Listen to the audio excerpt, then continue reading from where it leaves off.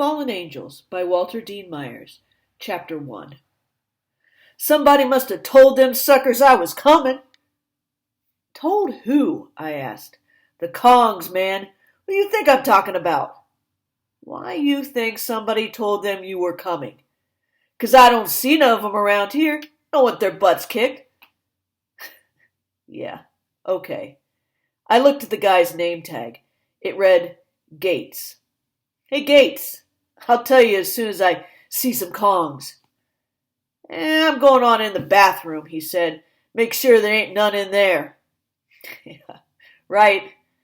I watched him wade through a sea of GIs, stopping now and again to talk to one of them. Does he really think we're in Vietnam already? Specialist 5th Class Judy Duncan looked sharp in her dress uniform as she leaned against the Coke machine. Most of us were in fatigues, the Army's work clothes. I'd been sitting next to Judy on the flight to Massachusetts. She had brought along an assortment of snacks to eat on the plane and was now digging into a bag of potato chips as we waited for the plane to refuel in Anchorage, Alaska. On our way to Vietnam. He's just a clown, I said. On the plane, he asked the captain to wake him up when we reached Kong City. Where you say you were from? New York, I answered. You? I tell most people I'm from Dallas, she said. But really, I'm from Irving. That's right outside of Dallas. I don't think anybody is really from Dallas anymore. You took advanced training at Fort Devens? Sam Houston in Texas. I did basic there and then went right into medical school. I got assigned to the hospital in Devens. It got boring. Now you're going to see the world. Something like that, she said. She had a nice smile. I think somebody figures if I see Nam first, everything else is going to look pretty good to me. The plane had been half empty coming from Massachusetts to Anchorage. We picked up about 50 more guys in Anchorage, most of them infantry from Fort Lewis. There were a few nurses with the group, too, and Judy went and sat with them. We were served dinner shortly after we were airborne, but I wasn't hungry. I usually can't eat when I'm nervous, and going to Nam made me nervous. The only reason I was going anyway was because of a paperwork mess-up. At my first unit, I was scheduled to go to Nam, but a doctor at Fort Devens had said that my knee was too bad for combat duty. I was assigned to a supply company while I waited for new orders. But then my old company didn't go to Nam. They went to Germany instead, which was cool because there wasn't any fighting going on over there. And I got orders for Nam. Look at it this way, Perry, the captain has said. The only reason you're going to Nam is that it takes forever to process a medical profile. Once it catches up with you, you'll be headed home.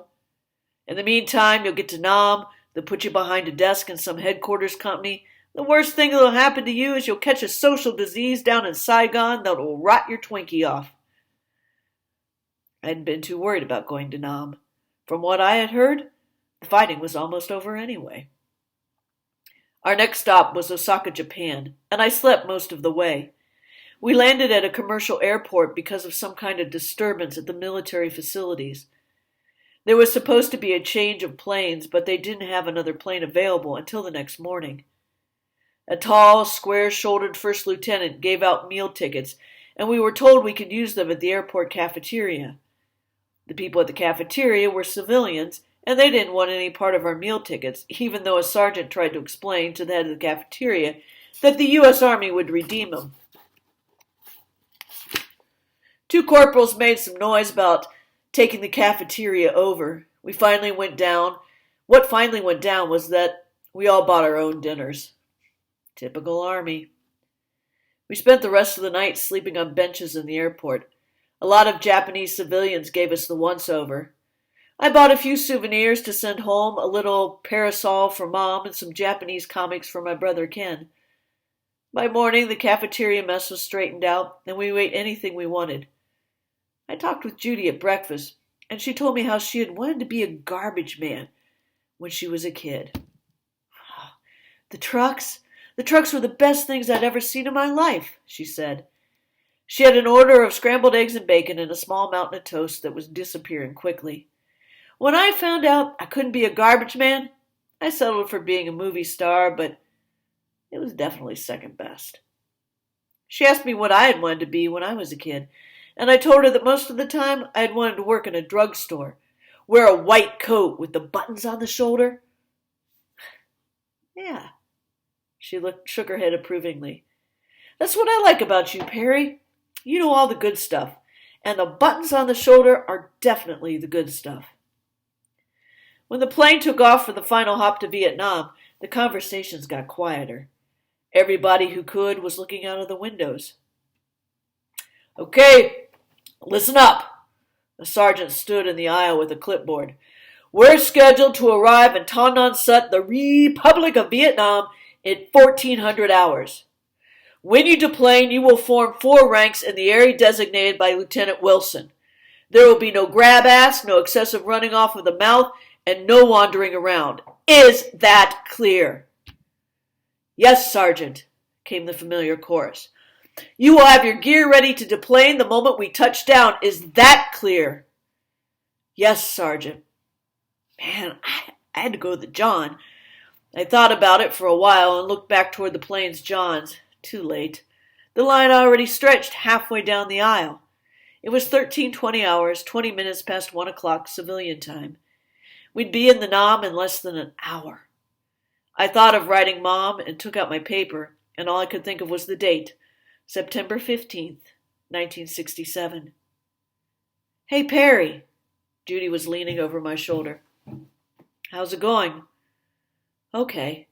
Look, I just found out that the nurses are going straight to Chu Lai. I just wanted to wish you luck. Hey, thanks. I shook her hand. Where's Chu Lai? Who knows? She shrugged. I'm going to stop there. You did have a signpost, one real big one in what I read.